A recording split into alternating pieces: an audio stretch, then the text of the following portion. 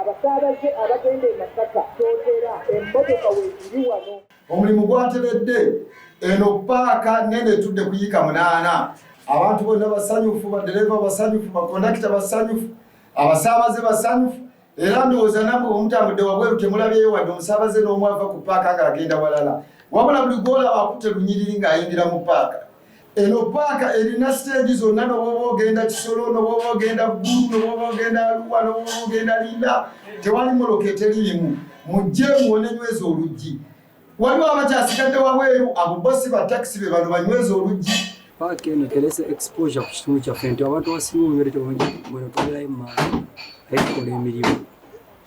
Kakyinjeeko egguddewo kyetta exposure mu bantu bategedde mu ne Bwaise tulinayo ekitundu kye tusobola okubeera mu Uganda wati wafaanana watuwaati. Download the app on App Store or Google Play Store now. Vision Digital Experience, the future of media.